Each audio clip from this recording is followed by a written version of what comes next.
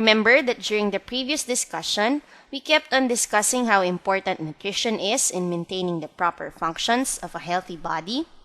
Today, you will discover a lot of interesting facts about nutrition, and most especially, you will learn how to read food labels that would be of great help for you along your fitness journey. At the end of the lesson, you should be able to identify the role of food and fluids in providing energy necessary for everyday activities and in exercise. Second is to determine the different basic food groups and how it affects the body's chemical and physical processes. Third is to know the different types of fluids available for consumption, its effects, and its importance to a healthy body. Fourth is to know what food labels are and the importance of learning how to understand each specific content. Fifth is to learn how to read food labels and value the importance of nutrition and positive life choices in reinforcing a healthy body. And lastly, realize the effects of proper exercise timing to the body and how it contributes to good exercise performance. Today, we are going to cover the following topics: the basic food groups that are essential to your health and wellness, as well as the different vitamins and minerals which support other bodily processes. You will also discover the importance of fluids and its roles in replenishing the body in exercise. Aside from these things, you will gain knowledge about the proper exercise timing you must observe in your routines. Most especially, you are going to learn how to understand food labels so that you can better make food choices for yourself through your fitness journey. At the end of the lesson today, you are also required to answer the 10-item multiple choice or modified true or false quiz used to gauge your level of understanding of this lesson. You will also be required to have in hand the food label of your favorite food during the part of the lesson where we will try to analyze each of its contents. Before we begin, you first have to understand what nutrition is and its roles in maintaining a healthy and fit body. Nutrition particularly refers to the science of food and how the body uses and maximizes its purpose in health and in disease. Food can keep the body strong inasmuch as it can also be the cause of your diseases. Did you know that what you eat directly affects your body's energy level? Are you a fan of meat or vegetables? Do you like caffeinated or colored drinks more than water? How much water do you consume in a day? We kept on mentioning this during the previous lessons that whatever you consume can directly relate to the diseases you can possibly acquire in your lifetime. Whatever you consume and in how much amount you consume food and fluids can directly affect your body's energy level, well-being, and health. Can you still remember during the previous discussions that choices are determining factors of your overall health and wellness? Why do you think learning about nutrition is important? Choosing the right food and fluids every single day could actually determine your stature for a healthy and good quality of life. Why do you have to monitor your food choices? What is its exact role through your fitness journey? The answer is very simple. You always have to constantly monitor your food choices to maximize your fitness goals and most especially to protect you against many forms of diseases. How can you do this and how can you be successful in making the best food choices for yourself? Simply by having a great deal of knowledge about the necessary nutrients available in food and the right amounts to take in, you will be successful in making the right food choices for yourself. Your body requires two main nutrients called macronutrients and micronutrients, as well as fluids to function at its optimum. Later, we will further discuss these two types of nutrients in our lesson for today. Another thing is choosing the right diet that you appreciate, is affordable, and available anytime you need it. The right diet is an area of your life which you have total control of.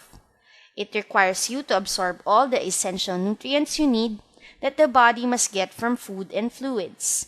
because, unlike plants who can make their own food by absorbing compounds from the soil, our bodies are not capable of doing this.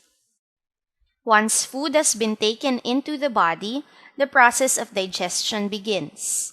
This is where the body breaks down the food into usable energy that the body can use for the day.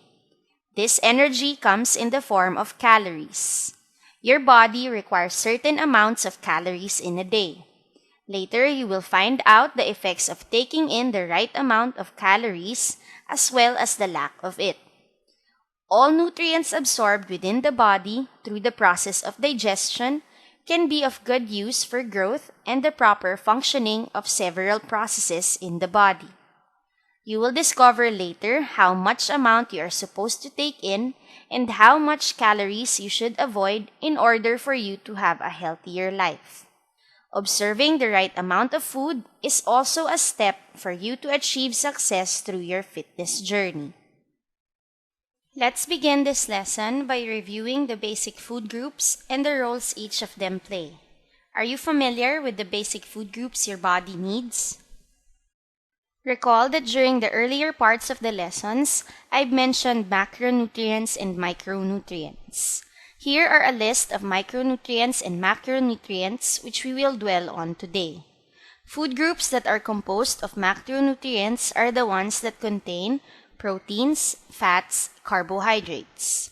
These are all direct sources of energy that the body can absorb and use for several internal processes and for you to be able to function properly.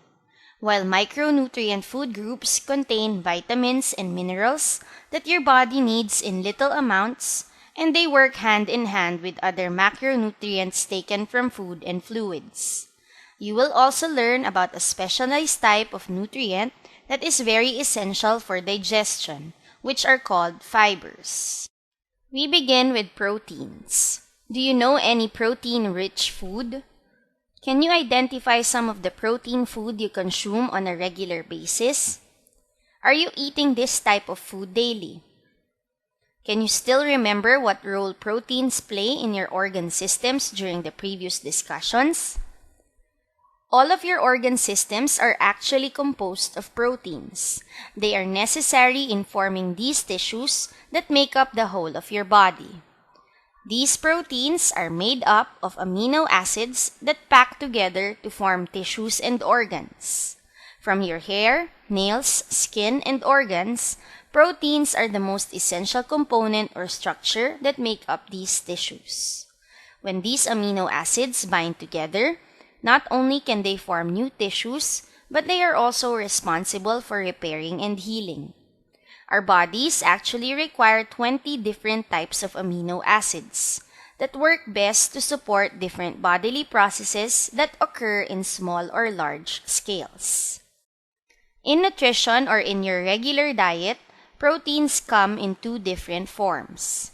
They all come from different food sources that are readily available in the market for your consumption daily. The first type of protein found in food are called complete proteins. These complete proteins contain all of the essential amino acids you need for your tissues. This type of protein is very much abundant in food sources like fish, pork, beef, poultry, and eggs. In short, complete proteins are usually found from animal sources that people have been consuming for generations. These types of food give the body the enough nutrients it needs for bodily processes like effective muscle contractions and internal organ functions. The second type of protein found in food are called incomplete proteins. These types of proteins come from plant sources that have low or very little traces of amino acids.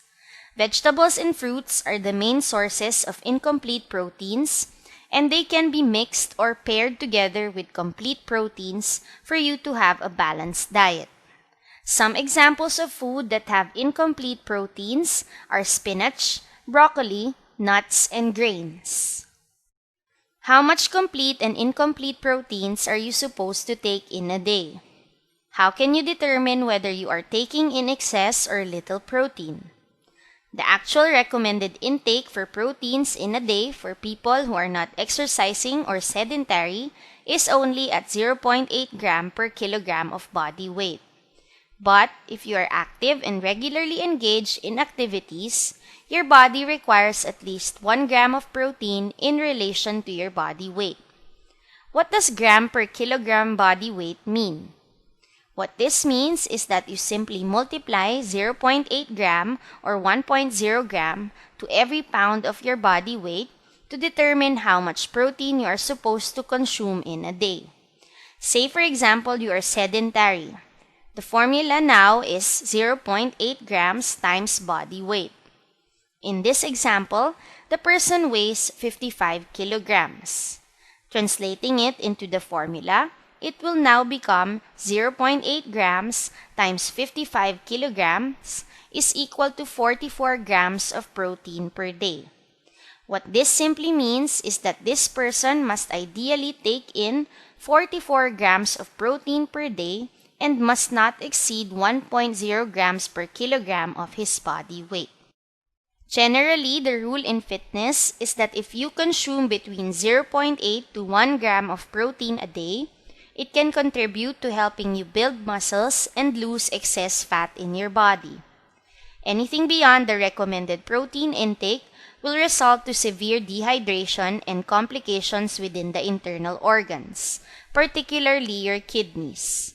This is because this organ is mainly responsible for processing proteins and other minerals. The kidneys flush out all the other nutrients that you no longer need through excretion. If protein levels in your body become too high, the kidneys will have a hard time processing it, causing its failure. Another thing is, if you are sedentary and you tend to consume a lot of proteins in your diet, the tendency is that the body converts this into stored fat and you start to gain extra weight. Too little amount of proteins will result to improper functioning of your cells, eventually leading to the breakdown of your tissues. This then will result to different musculoskeletal injuries and other forms of diseases. The worst case is that your body will become malnourished because of the lack of the necessary ingredients needed for your daily functions. Are you a vegetarian or you have protein restrictions because of other reasons? Proteins are macronutrients, all necessary for your growth and development. Whatever type of food you consume, it can either contain little or too much proteins. What's important is for you to know how to level them out. You might be thinking, how am I supposed to measure 0.8 gram to 1 gram of proteins daily? What do I have to do to achieve this? Here are some possible ways on how you can measure your protein intake. First is that you can seek the help of a nutritionist. They have carefully gone through a field of study directly focused on the study of food and the energy it can bring to the body. You can consult the help of nutritionists to develop a diet plan for you in terms of protein consumption and other food groups. Though this method tends to become very expensive, another way that you can do to measure your protein intake is to measure your food by using measuring cups and a gram weighing scale. There are also a lot of protein food lists available on the internet where you can be sure how to measure your food intake, like these examples. 1 cup of milk has 8 grams of protein, while 8 ounces of yogurt contains 11 grams of protein. 3 ounces of meat contain 21 grams of protein, while a cup of dry beans contains 16 grams of protein. Consulting a nutritionist and measuring your calories are very expensive and complicated ways of measuring your protein intake. If you don't have measuring cups or weighing scales and you don't know any nutritionists for measuring your food, what you can do is to just make a visual estimate. What you only need here are your hands and fingers to determine how much protein you are supposed to take in. The serving sizes or portions actually vary for men and women. You will find throughout this lesson how to measure each of the proper portions for each nutrients you need to consume daily. If you are a male, the appropriate serving size of protein daily is about 2 palm-sized, while for women, it is just a 1 palm-sized portion. This is about the estimate of 0.8 gram to 1 gram of protein per kilogram body weight. Are you eating meat this way? Or maybe you are eating it in excess. Proteins are an important form of macronutrient that you need to consume on a daily basis. You need them in the right amounts to make your tissues function and perform well. The second macronutrient you need are fats. Yes, fats. You need them in your body. Why? Because fats are a very good source of usable energy for your daily activities. They actually have more than twice the calories per gram compared to carbohydrates. Fats are also known as lipids, and not only are they used for energy, but they serve as a good insulator of the body. They provide support and cushion for the organs, protecting it from trauma and other forms of danger. Fats are used up by the body mostly during rest and light activities. Like proteins, they also come in many forms depending on how the body will use it up for energy. Some forms of fats are even carriers of vitamins A, D, E, and K. That's why too little of it in the body is not also a good sign of health, but too much of it as well can bring many different diseases like the ones that we've discussed during the lesson of the cardiovascular system. In our discussion for today, we will try to cover the different forms of fats and in which specific types of food do these fats come from. These fats are known as saturated fats, unsaturated fats, and hydrogenated or trans fatty acids. The first kind of fat are called saturated fats. This is usually known in health as the bad fat, much the same as the LDLs or low-density lipoproteins we've discussed during the cardiovascular system. These types of fat are characterized as being solid in room temperature and are mostly found in animal products. Saturated fats are either processed and are directly included as ingredients in many forms of food, particularly baked or churned food. Examples of food that are high in saturated fat are butter, whole milk, cheese, ice cream, palm and coconut oils that are found in baked products like cakes and cookies. Are you a fan of consuming food that are high in saturated fat? If you are and you currently are living a sedentary lifestyle, this would take a direct toll to your health. Remember our discussion about health-related diseases? When saturated fats are in excess in the body, this increases your risk for cardiovascular diseases, cancer, and obesity. What these saturated fats do is that it increases the levels of concentration of low-density lipoproteins in the body, therefore further increasing cholesterol levels in the blood. The continuous intake of these types of food would result to health issues that are repairable through regular physical activity and right diet. But if a person continues to live in this kind of lifestyle, the results will become irreversible. The diseases a person obtained will eventually result to different complications and worst, a cause of his or her death. The second kind of fats are known as unsaturated fats. These type of fats may also come in two forms, and these are either polyunsaturated or monounsaturated fats. They are characterized as being liquid in room temperature and primarily found in vegetables and seafood. Unlike saturated fats, unsaturated fats accumulated within the body will less likely cause or contribute to health-related diseases like CV diseases, cancer, and obesity.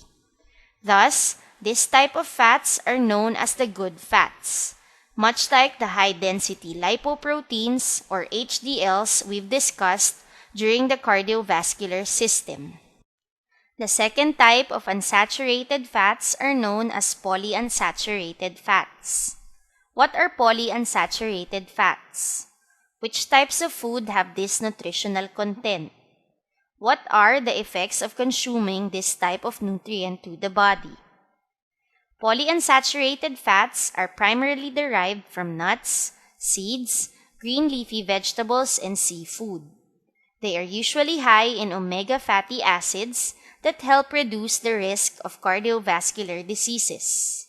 Much the same as your high-density lipoproteins or HDLs, polyunsaturated fats are also considered as the good fats.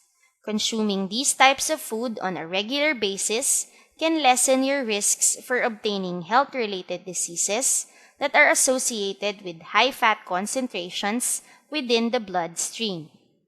Other sources of polyunsaturated fats are oils found in olives and sunflowers that can be used as an ingredient for cooking, while oil derived from fishes are usually prescribed by doctors as forms of supplements for the body.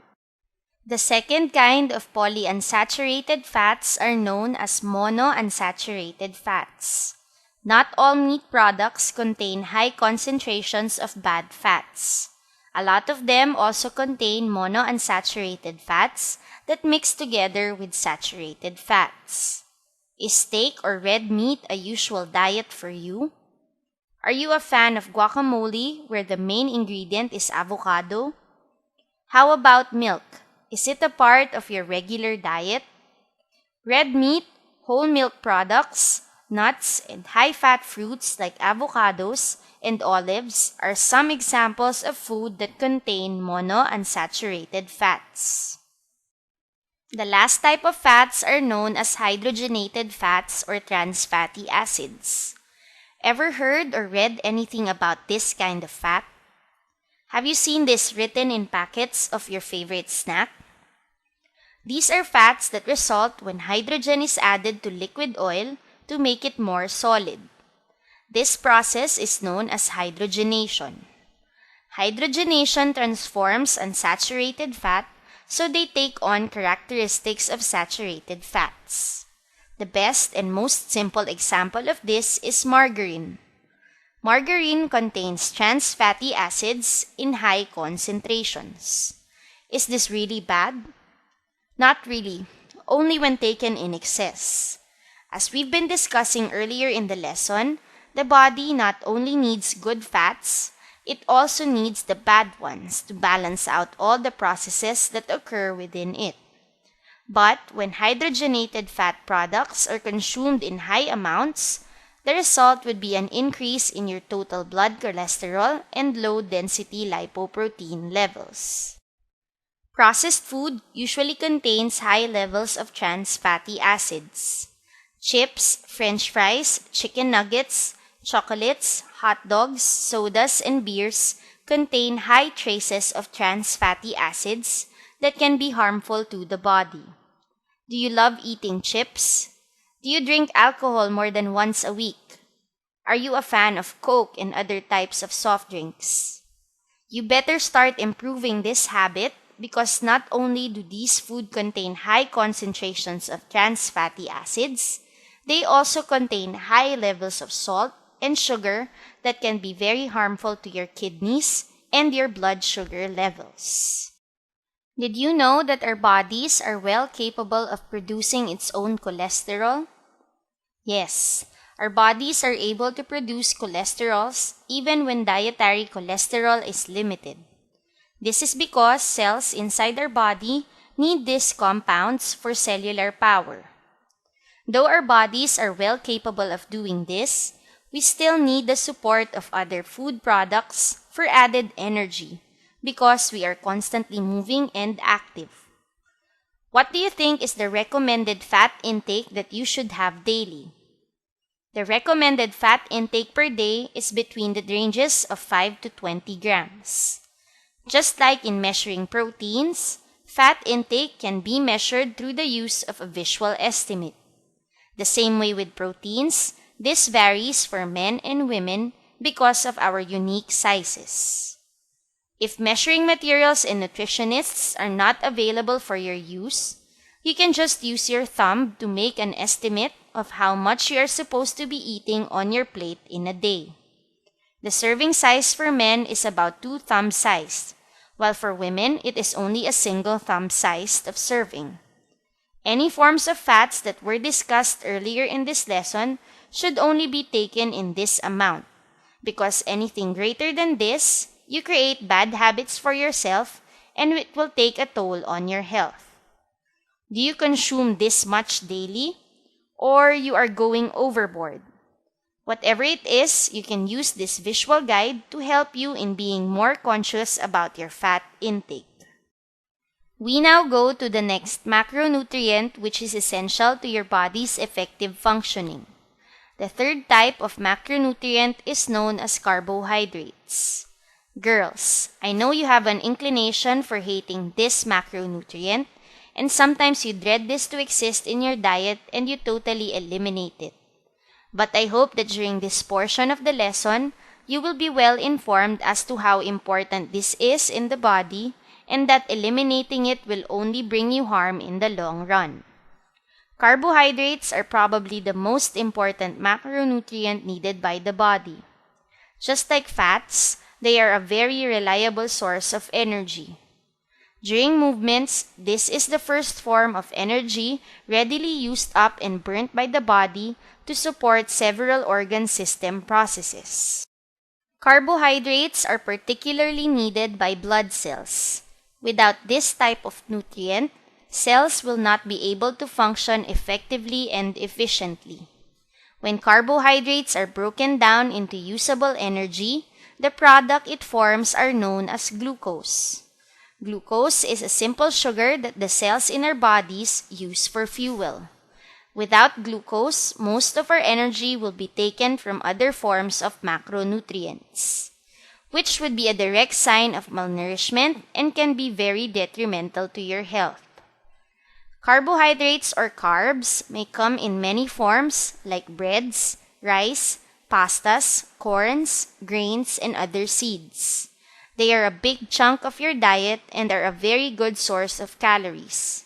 These types of food are ideally paired with proteins and fats. What do you think is the recommended intake for carbohydrates? Since this macronutrient is readily used up for energy by the body, a chunk of your diet must consist of 45 to 65% of your total daily calories. Anything less would make you inefficient in movement, and your body will have a hard time absorbing all the other nutrients you put in your body. Because glucose, like fats, are also carriers of other nutrients within the bloodstream, enabling oxygen and nutrient delivery to be very efficient through your system. While anything in excess may cause feelings of fatigue and problems with excess body fat. See, if you are living a very sedentary lifestyle and you have no control over your carbohydrate intake, your body also turns this extra fuel into stored fat, just like what it does with your excess proteins and fats. The buildup of stored fat will eventually lead to health diseases and problems. Since the recommended intake for carbohydrates should be 45 to 65% of your total daily calories, how can you be able to measure this? Again, you can be guided using the visual estimate technique. The same goes for all the other nutrients. Consumption for males and females vary, in that you guys need higher percentages of carbohydrates because you generally have a bigger build than women do. For males, the ideal serving size of carbohydrates per meal is about the size of 2 cupped hands, while for females, it is just the size of a single cupped hand. This serving size, together with the right protein and fat serving size, can already be considered as a balanced diet, because all the nutrients needed by the body are already found in a single serving. Like I've mentioned earlier, carbohydrates may come in many forms. But you also have to watch which types of food give you a feeling of fullness but lack the necessary nutrients your body needs. Any type of food that is high in sugar but contains very little nutritional content are known as empty calories. They may also come in many forms and can be addicting at times because they trigger the brain to feel satisfied and full, but the body is not getting enough nutrients from these food. Do you love candies, chips, donuts, soft drinks, ice cream, and cookies? These are different types of empty calories that you might be consuming on a regular basis. They may seem to satisfy your cravings and make you feel full, but generally, your body is not obtaining the necessary nutrients it needs to function properly. As much as possible, if you cannot totally eliminate this yet from your system, try avoiding it little by not purchasing these items from the grocery store. I usually call these types of food as wants more than needs. These are food choices that you can do away with, but you purchase them just because you want or are craving for them. Is this a part of your usual grocery trip? If it is, maybe it's time to consider lessening your consumption of empty calories. Not only are they packed with sugar, but they also contain high traces of hydrogenated and saturated fats that can cause health problems in the long run. Another specialized type of carbohydrates that is often overlooked in a diet are called fibers. Fibers are non-digestible carbohydrates that are mainly found in plants. Since they are non-digestible in nature, what these types of food only do is to pass through the intestinal tract. They are mainly responsible for aiding in proper digestion and bowel movements. Fibers may come in all forms of vegetables, grains, and seeds. Without fiber in your diet, your digestive tract will not be cleansed properly, and you will have a hard time in digestion. Other sources of fibers are breads, crackers, cereals, grains, and oats. What is the recommended daily intake for fibers? The recommended daily intake for males is at 38 grams, and for females, it's only at 25 grams. On an estimate using the visual hand technique, the serving size for fiber should be about 2 closed fist size for males and 1 closed fist size for females. This way, the body is sure to pass all the other nutrients it no longer needs from the digestion process. A high-fiber diet is usually recommended by a lot of physicians because of its ability to cleanse the body from toxins and waste products brought about by regular food intake. It aids in weight loss because it gives the body a feeling of fullness and satisfaction, thus decreasing your cravings for food and limiting your intake. Here are some other benefits of having a high-fiber diet. First is that it increases health-promoting digestive bacteria. Second is that it reduces cholesterol and fat cell levels. Third is that it keeps defecation regular. Fourth is that it increases satisfied appetite. Fifth is that it reduces blood sugar levels and regulates insulin response. And lastly, it reduces the risk of coronary heart disease and other forms of diseases. We will now proceed to the second essential nutrient needed by the body, which are micronutrients. What are micronutrients? Unlike macronutrients that are highly needed for energy production and effective functions of the body, micronutrients are only needed in minuscule amounts by the body. They aid in producing several enzymes, hormones, and other substances that are very essential for your growth, development, and healing. The two types of micronutrients essential to the body are vitamins and minerals. Though the body only needs these things in small traces, the lack of these nutrients can also be a major threat to your health and development. Vitamins and minerals are assistants of macronutrients in breaking down and being synthesized within the body to aid in proper chemical regulation and several other processes in cells and in tissues. The first kind of micronutrients are vitamins. What are vitamins? I'm sure you are already familiar with some vitamins, and you probably are taking some on a regular basis. Vitamins are organic substances required in small amounts by the body. There are actually 13 different kinds of vitamins that, when taken in adequate amounts, can lead to good health and wellness. These things provide no direct energy, but they are mostly responsible in unleashing the stored energy in carbohydrates, fats, and proteins when they break down through the process of digestion. Not only do vitamins release stored energy found in macronutrients, but they play a huge role in the production of blood and the maintenance of the nervous, skeletal, and immune systems of the body. But just like all the other nutrients, when vitamins are taken in excess, they can become very harmful and poisonous to the body. All vitamin sources come from fruits, vegetables, and grains. Not only are these things packed with macronutrients and fibers, but they are also a very good source for several vitamins that are essential to your diet. Before we go discussing the different kinds of vitamins, you first have to know what free radicals and antioxidants are. Free radicals are highly reactive radicals that can start a chain reaction like dominoes in the body. They attack healthy cells occurring through series of chain reactions that can contribute to cell damage and its proper functioning. It is actually naturally created by human cells, but they may also come in high concentrations from environmental sources such as smoke and radiation, or carcinogens.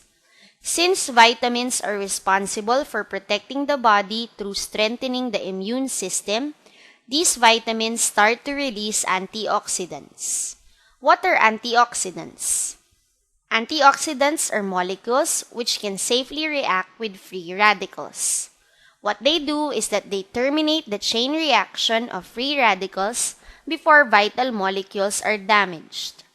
If your body lacks the enough vitamins it needs on a daily basis, antioxidants can't be released within your system, exposing your body to many forms of infections and diseases. Vitamins protect you from harm, and they always trigger the appropriate response in case any form of intruder will get inside your body. Just like fats, vitamins come in two forms, and these are fat-soluble vitamins composed of vitamins A, D, E, and K, and water-soluble vitamins that are composed of vitamins B and C. In this part of the lesson, we will look at their functions, how important they are to the body, and the different food sources in which these vitamins are abundant. Fat-soluble vitamins are composed of vitamins A, D, E, and K. Remember during the earlier parts of the lesson that fats are carriers of vitamins and other nutrients? Yes, this is the reason why vitamins A, D, E, and K are fat-soluble, because they are carried out and synthesized in fats or lipids. These vitamins are stored in the liver or fat tissues of the body that are responsible for synthesizing or breaking down other nutrients. Each also play a different role for themselves, like vitamin A aids in efficient eye function.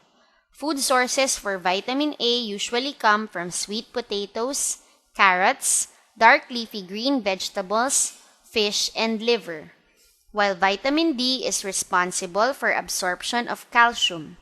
Food sources high in vitamin D include animal products like beef, egg yolks, cheese, and fish oils. Vitamin E is used for protection from free radicals. Examples of food high in vitamin E are spinach, almonds, and sunflower seeds. Vitamin K is important for blood clotting and tissue repair. Food sources that have vitamin K in high amounts are green leafy vegetables like kale, spinach, and broccoli. The second form of vitamins are water-soluble vitamins. These types of vitamins are composed of vitamins B and C that are further classified into more complex vitamin structures. We will just generalize the functions of both vitamins so it would no longer be complicated for you. Unlike fat-soluble vitamins that are synthesized or processed by lipids, water-soluble vitamins are synthesized in the bloodstream where water is abundant in the form of plasma. Vitamin B is mostly responsible for cellular metabolism or how the cell converts chemicals into usable energy, while vitamin C is very important for the growth and repair of your tissues. Both vitamins are critical for ensuring your body's growth and development. Food sources in which you can get vitamin B are from fish, meat, eggs, cheese, among others, while vitamin C-rich food sources can come from fruits that are mostly citrus in nature. The more sour the fruit is, the more it is packed with vitamin C. Ensuring the proper balance of these fat-soluble and water-soluble vitamins protects the body from infection and several forms of invaders that are brought about by factors in the environment. Do you love eating vegetables? Or maybe you are the exact opposite and prefer meat instead. Fruits, vegetables, oils, and nuts are direct sources of food that contain fat and water-soluble vitamins. The best way is to always include this in your diet. Say for example, instead of snacking on a bag of chips, maybe you can replace that with a cup of peanuts. Or maybe instead of having a slice of cake for dessert, why not trade that with an apple or pear? See, these things may be simple, but in the long run, you are securing a lifetime of health and wellness, free of diseases and physical complications. I hope you are still with me. Learning these different food groups and nutrients are all important ingredients for you to better understand food labels. This way, you can be sure of securing good food choices for yourself after this course. The second and last essential micronutrient needed by the body are minerals. Do you know where minerals come from? Yes, minerals come from the soil. These are compounds that get absorbed by plants and animals that end up on your plate and in turn get absorbed by your body. The body only needs minerals in very small amounts. This is because their only role is to interact with other vitamins to perform the work that they are supposed to do within the body.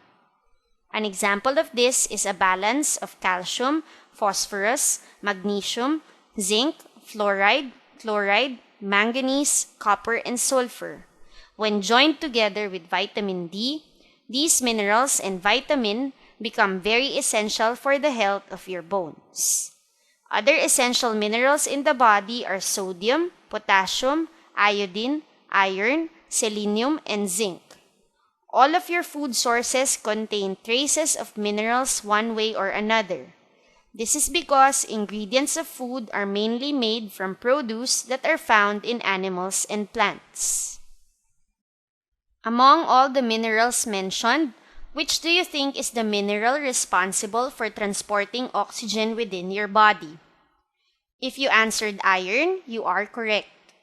Among all the other minerals, iron promotes proper oxygen transport all over the body's system. Traces of iron are found in blood where oxygen attaches themselves and are carried out through the body. A deficiency in this mineral would result to a condition called anemia. This usually occurs in women who are experiencing their monthly periods. That is why the daily recommended intake of iron-rich food for women is 15 milligrams per day to replenish lost supply. When anemia is not prevented, the disease will further result to weakening of the bones and other parts of the musculoskeletal system, causing it to become thin and brittle, prone to different types of musculoskeletal injuries. The last and probably the most important component that the body needs to survive are fluids. Did you know that you can survive for weeks without food, but you can only last 3 days without water? Yes, that's how important fluids are in the body. This is because our body is made up of at least 60% of water. From organs to blood, water is responsible for giving our body life. Therefore, the lack of it could result to a lot of health complications. During the early days, water was the only available form of fluids for people's consumption. Over time, water became a main ingredient for other forms of fluids like juices, energy drinks, sports drinks, coffee, and tea. We'll try to discover how these things play their role in fitness here in the next part of the lesson. We begin with the most basic form of fluids, which is water. Would you believe that water contains no calories, provides no energy, and provides no key nutrients to the body? Yes, those are all facts. And yet, water is very crucial to your health and survival. This is because your body is composed of 60% of water, and the lack of it could affect how your organs appropriately work and function. Without water, processes like digestion, food absorption, and chemical reactions within the body will not be possible. Water can be found in direct liquid form, but it is also a major component found in food. Are you aware that 90% of all the food products you consume contain about 80 to 90% of water? Just the same with you, all animals and plants require water in their system. True enough that water is life. Without it, life would cease to exist. Since it is a big component of what makes your body up, how much water are you supposed to drink on a regular basis? The general rule is that any water that is lost should also be the same amount used to replenish water in the body. Otherwise, you will have a bad case of dehydration, which may lead to your body overheating. This situation is called heat exhaustion. But when the situation becomes very severe, your body will go into complete shock because it can no longer regulate your internal temperature. This condition is now known as heat stroke.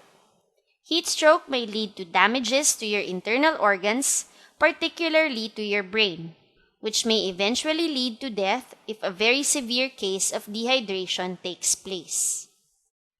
What is the recommended daily intake for water? The recommended intake for males and females also vary.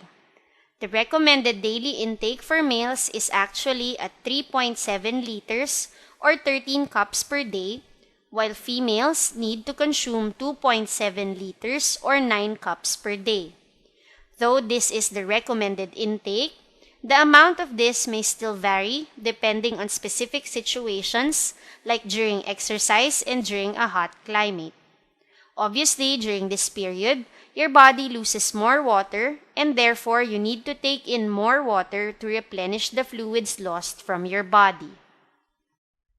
Other forms of fluids include energy drinks and sports drinks. These types of drinks are usually associated with performance, helping a person to stay active and alert. There are many available brands of energy and sports drinks available in the market, and I'm sure that you've already had your share of consuming these kinds of products at least once in your life. What are they anyway? How are they different from each other? What are its benefits and possible side effects to your body? Are they really good for your performance and health? What are energy drinks? Energy drinks are soft drink-like beverages with high levels of glucose or sugar that contain caffeine mixed with other ingredients such as taurine, guarana, and B vitamins. These drinks claim to provide extra energy and are marketed for their stimulant effects on the mind and the body. These products actually claim that they cause an improvement in performance and concentration. But these advertisements tend to be misleading because in reality, energy drinks are just highly caffeinated drinks. Consumed in little amount, this type of fluid can indeed bring the body and mind stimulation. But in excess, energy drinks can cause irregular heartbeats, insomnia, and paranoia. This is mainly because of the high sugar and caffeine content that the body can no longer synthesize and process. Are you guilty of drinking too much energy drinks when studying? Do you consume this beverage before an activity or if you want to stay awake?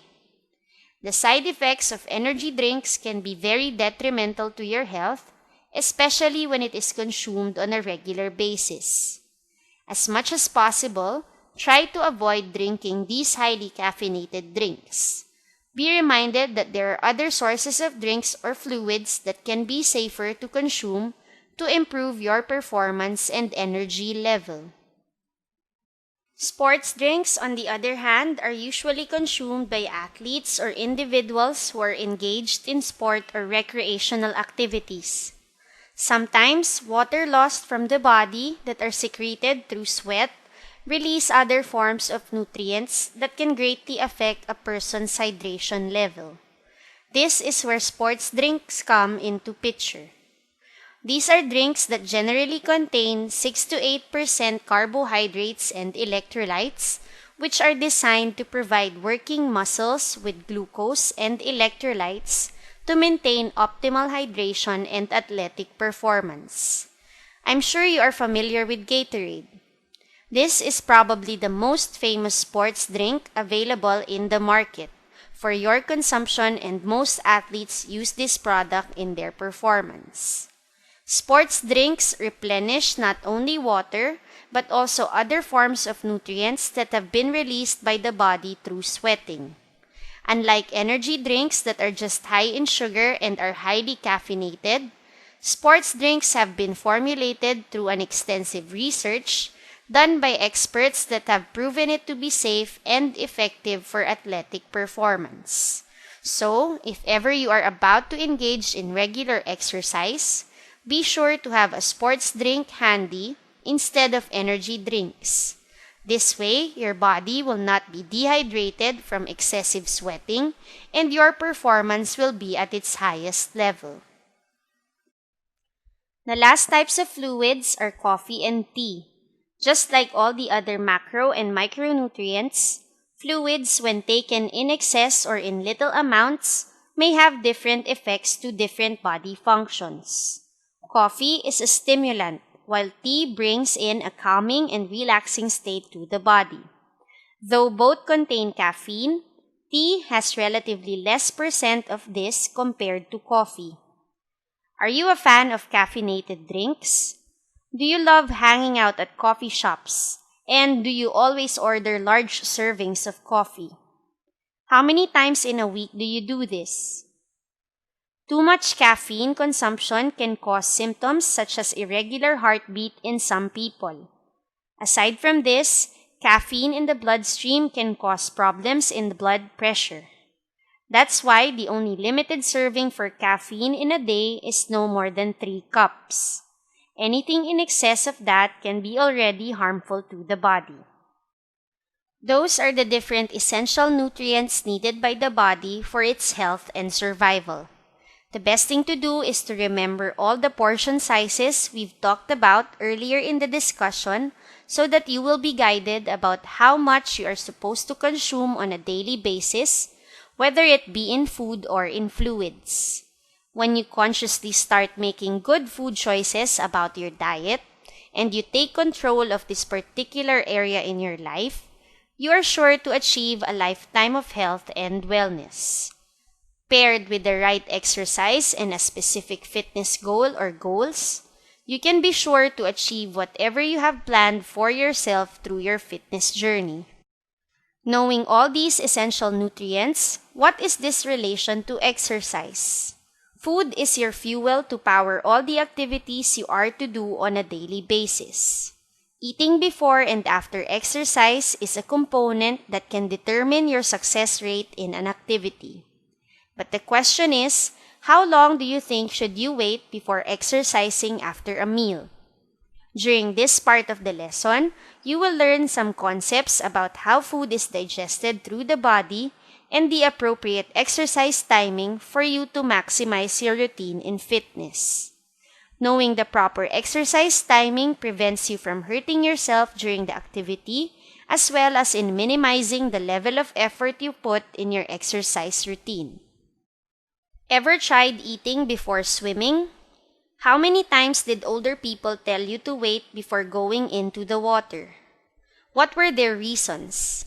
Did you follow them or you just went on and swam anyway? Then minutes later, you found yourself in pain because you were having side stitches or muscle cramps. Remember when I told you earlier in the lesson that during digestion, your body sends more blood in your digestive tract? This phenomenon is known as blood shunting, a situation in which the brain changes the amount of blood flow to certain areas of the body to focus on digesting the food that you've consumed. When you've eaten a significant amount of food, blood is diverted to your stomach and intestines to help in digestion. This then results to your body having less blood available in the muscles when you move. As a result, exercise discomforts like muscle cramps and side stitches will occur. What does this concept entail? Obviously, when you've eaten a lot, do not immediately engage in exercise. Eating a light meal, on the other hand, is a different story.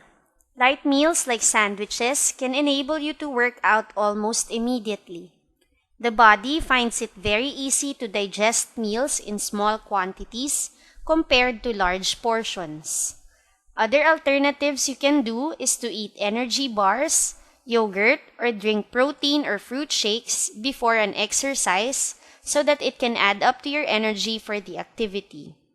There isn't actually an exact time specified for you to exactly exercise, but most people prefer exercising between 1 or 2 hours after a heavy meal. This is to avoid exercise discomforts from occurring and for letting digestion work its way in your system. Only by trying a variety of food at different intervals between the time you eat and when you start to work out will you be able to figure out a food or workout timetable that works for you. This is just a matter of trial and error, an experiment that you can do to determine which best suits your style and comfort. Finally, for the last part of our lesson, after knowing all the details about the different essential nutrients about food, let's talk about food labels. What are they? How do you read them? Are you familiar in understanding its contents? As we go along this part of the lesson, I want you to grab a food item in your home which contains food labels. I want you to hold on it and we will try to understand each of its content in this final part of the lesson. Buy a food from the grocery store and you'll surely find this printed on the packet of the food item. Food labels are everywhere, from your simple crackers to your favorite chips, and they are actually there for a reason. Food labels are used to provide consumers with the detailed information about the contents of their food to help them make good food choices. This includes information about the ingredients of the food, as well as the specifications about the amount of carbohydrates, fats, and proteins in food, and what % contribution this food makes to the recommended daily value. Look at the food label of your food of choice. Notice the words % daily values are based on a 2,000 calorie diet. What does this mean? Have you seen this countless of times written on your food containers? % daily values refer to the calculations nutritionists use to determine the amount of caloric intake a person must have in his or her diet. Ideally, a person must consume between 1,500 to 2,500 calories per day, depending on his age, gender, and level of activity. This is known as the recommended daily values or recommended dietary allowances. Nutritionists for food companies like this assume that consumers approximately consume 2,000 calories per day. That is why the calculations for their % daily values on their food labels are based on this intake. The table further shows how much nutrients you're supposed to be getting for the amount of calories you are supposed to take in a day, as well as the calories you are getting from the chips for every gram you consume. Knowing the RDA or recommended daily allowance, let's try to understand the nutritional facts about this bag of chips and how much you are supposed to consume in one sitting. Below the nutrition facts, you will see the word serving size.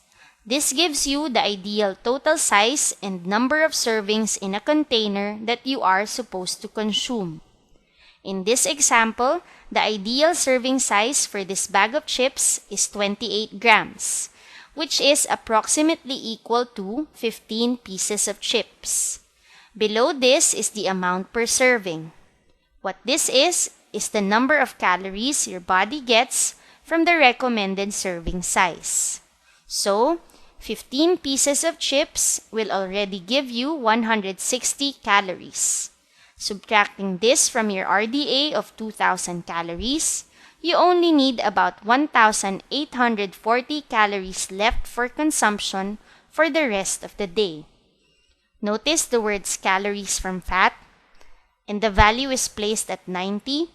What does this mean? Yes, more than half of the calories per serving of this food, which is 160 calories, come from fat. This simply means that out of the 160 calories that you get from the serving size, 90 calories or more than half of its energy or calories are purely derived from fat. Further looking at the table, look at the bolded words total fat, cholesterol, sodium, potassium, total carbohydrates, and proteins. Based on the amount per serving of 15 chips, these are all essential nutrients that the bag of chips contain and their respective weight or amounts. What this means is that for every 15 pieces of chips you eat, you get a total fat of 10 grams, cholesterol of 0 milligram, sodium of 170 milligrams, potassium of 350 milligrams, carbohydrates of 15 grams, and protein of 2 grams. Keep multiplying these values every 15 pieces of chips you've consumed. Say for example, you were down to 5 serving sizes or approximately 75 pieces of chips.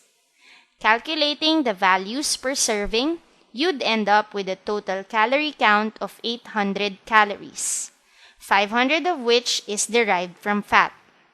A healthy 800-calorie food looks like this, with a serving of protein, carbohydrates, and other essential nutrients compared to this bag of chips. Further analyzing the data, your total fat of 10 grams will now become 50 grams, while your cholesterol of 0 milligrams still remains the same. But your body is absorbing a huge amount of 850 milligrams of sodium, 1,750 milligrams of potassium, 75 grams of carbohydrates, and 10 grams of proteins. What do these values mean? Are you getting the right amount of nutrients you are supposed to get from this type of food? Is this food really a good source of nutrition in the long run?